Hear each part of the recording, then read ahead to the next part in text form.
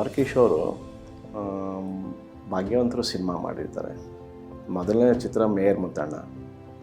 ಅದಾದ ನಂತರ ಅವರು ಭಾಗ್ಯವಂತರು ಸಿನಿಮಾ ಮಾಡಿರ್ತಾರೆ. ರಾಜ್ಕುಮಾರ್ ಕಾಲ್ ಶೀಟ್ಗೆ ಭಾಳಷ್ಟು ಸರಿ ಓಡಾಡಿರ್ತಾರೆ. ರಾಜ್ಕುಮಾರ್ ತುಂಬ ಬ್ಯುಸಿ ಇದ್ದಕ್ಕೆ ಕಾರಣ ಅವ್ರಿಗೇನೋ ಕಾಲ್ ಶೀಟ್ ಸಿಕ್ಕಿಲ್ಲ ಅಂತೆ. ಆಗ ಅವ್ರ ಕತೆ ಇಟ್ಕೊಂಡು ಶಂಕರ್ ಗುರು ಕಥೆಯನ್ನು ಇಟ್ಕೊಂಡು ಬಂದು ರಾಜ್ಕುಮಾರ್ ಮನೆಯವರು ಹತ್ರ ಕತೆ ಹೇಳಿದ್ರಂತೆ. ಕಾರಣಾಂತರದಿಂದ ಅದೇನೋ ಆಗಿಲ್ಲ ಕೆಲಸ. ಆಗ ಅವ್ರೇನು ಮಾಡಿದ್ರು, ಎಮ್ ಡಿ ಸುಂದರ್ ಮತ್ತು ಚಿ ಉದಯಶಂಕರ್ ಸೇರಿ ಕತೆ, ಚಿತ್ರಕಥೆ, ಸಂಭಾಷಣೆ ಬರೆದು ಶಂಕರ್ ಗುರು ನಿರ್ಮಾಣ ಆಯಿತು.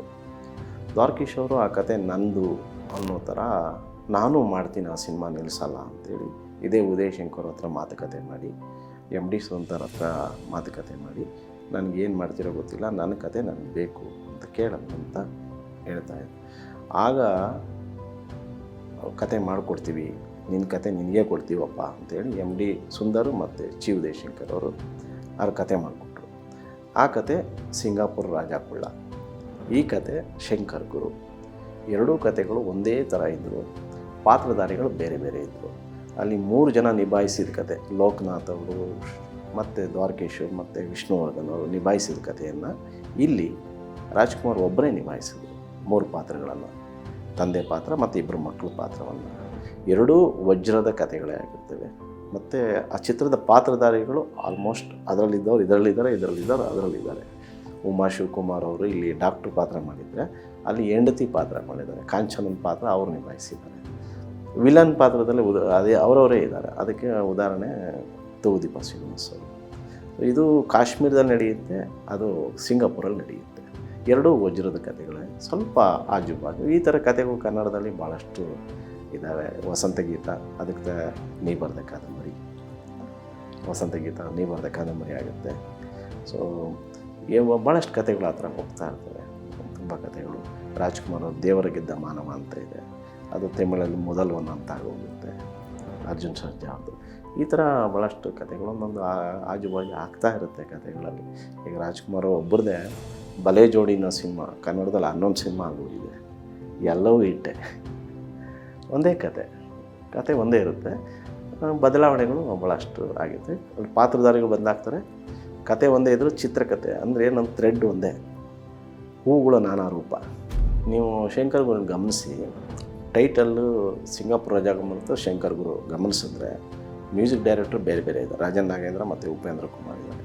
ಕತೆ, ಚಿತ್ರಕಥೆ, ಸಂಭಾಷಣೆಗೆ ಎಮ್ ಡಿ ಸುಂದರ್ ಅವರೇ ಬರ್ತಾರೆ ಮತ್ತು ಉದಯಶಂಕರ್ ಅವರೇ ಬರ್ತಾರೆ. ಸೊ ಟೈಟಲ್ ಗಮನಿಸೋದೇ ಇರುತ್ತೆ. ಮತ್ತು ಕಲಾವಿದರಲ್ಲಿ ಬಂದಾಗ ನಿಮಗೆ ಎರಡೂ ಕಡೆ ವಿಲನ್ ಪಾತ್ರಧಾರಿಯಾಗಿ ನಮ್ಮ ತೂಗುದೀಪ ಶ್ರೀನಿವಾಸ್ ಅವರೇ ಸಿಗ್ತಾರೆ. ಹಾಗಾಗಿ ಎರಡೂ ಪಾತ್ರಗಳು ಒಂದೇ ಕತೆ ಇರೋದ್ರಿಂದ ನೀವು ಟೈಟಲ್ ಗಮನಿಸಿದಾಗ ಎರಡೂ ಒಂದೇ ಟೀಮ್ ಕೆಲಸ ಮಾಡಿದೆ. ಹಾಗಾಗಿ ಇದೇನಪ್ಪ ಅಂದರೆ ಇದು ಬಂದು ಇಲ್ಲಿ ಸಿಂಗಾಪುರ್ ಆಗುತ್ತೆ, ಇದು ಕಾಶ್ಮೀರಲ್ಲಾಗುತ್ತೆ. ಶೂಟಿಂಗ್ 2 ಕಡೆ ಮಾಡಿದ್ದಾರೆ. ಆ ಟೈಮ್ನಲ್ಲಿ ಸಿಂಗಾಪುರ್ ರಾಜ ಕುಳ್ಳಗೆ ಕೆಲಸ ಮಾಡಿರೋದು ನಮ್ಮ ಖ್ಯಾತ ನಟರಾದಂಥ ರವಿಚಂದ್ರನ್ ಅವರು. ಆ ಸಿನಿಮಾಗೆ ಬೆನ್ನೆಲುಬಾಗಿ ನಿಂತ್ಕೊಂಡು ಹೋರಾಡಿ ಕೆಲಸ ಮಾಡಿದ್ದಾರೆ ಅದರಲ್ಲಿ, ಸಿಂಗಾಪುರ ರಾಜ ಕುಳ್ಳ.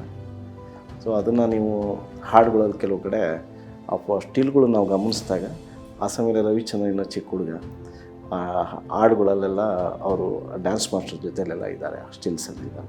ಆವಾಗ ಅನಿಸುತ್ತೆ ಅವರು ರವಿಚಂದ್ರನ್ ಆವಾಗಲೇ ಸಿನಿಮಾದ ವ್ಯಾಕರಣ ಏನು ಅಂತ ಕಲ್ತ್ಕೊಳ್ತಾ ಇದ್ದಾರೆ ಅನ್ನೋದು ಒಂದು ಖುಷಿ ಆಗುತ್ತೆ ಆ ವಿಚಾರದಲ್ಲಿ. 2 ಒಂದೇ ವರ್ಷದಲ್ಲೇ ರಿಲೀಸ್ ಆಗಿದೆ. 2 hit, super duper hit. 2 cinema super duper hit. ಅದು ಆದರೆ ಶಂಕರ್ ಗುರು ಮೇಲ್ಗೈ. ಯಾಕೆ ಅಂತಂದರೆ ಅವತ್ತಿನ ಕಾಲದಲ್ಲಿ ಶಂಕರ್ ಗುರು ಹುಚ್ಚೆದ್ದು ನೋಡಿದ್ದಾರೆ ಜನ ಆ 3 ಪಾತ್ರ. ಮತ್ತು ಕ್ಯಾಮ್ರಾಮ್ಯಾನ್ ಆರ್ ಮಧುಸೂದನ್ ಅಂತ, ಅವರು 3 ಪಾತ್ರಗಳನ್ನು ಅದ್ಭುತವಾಗಿ ಮಾಡಿದ್ರಂತೆ. ಅದಕ್ಕೆ ನಮ್ಮ ದೇಶದಲ್ಲಿರೋರೆಲ್ಲ ಅವ್ರನ್ನ ಕರೆಸಿ ಸನ್ಮಾನ ಮಾಡಿ, ಆ ಟ್ರಿಕ್ ಶಾಟ್ಸ್ಗಳು ಹೇಗೆ ತೆಗೆದ್ರಿ, ಒಬ್ಬ ರಾಜ್ಕುಮಾರ್ ಮೇಲೆ ಮತ್ತೊಬ್ಬರು ರಾಜ್ಕುಮಾರ್ ಹೇಗೆ ಕುಂತ್ಕೊಂಡು ಹಾಡು ಹಾಡೋಕ್ಕಾಗುತ್ತೆ, ನಾ ಬೆಂಕಿ ಅಂತೆ ಹೇಗೆ ತೆಗೆದ್ರಿ, ಅದೆಲ್ಲವನ್ನು ಕೇಳಿಕೊಂಡು ಅವ್ರ ಹತ್ರ ಕಲ್ತ್ಕೊಳ್ತಾ ಇದ್ರಂತೆ. ಯಾವ ಥರ ಮಾಡಬೇಕು, ಯಾವ ಥರ ಮಾಡೋದು ತ್ರಿಬಲ್ ಆ್ಯಕ್ಟಿಂಗ್ಗೆ ಅಂಥೇಳಿ ಇಡೀ ನಮ್ಮ ದೇಶದಲ್ಲಿ ಅವ್ರನ್ನ ಕರೆಸಿ ಸನ್ಮಾನ ಮಾಡಿದ್ರು.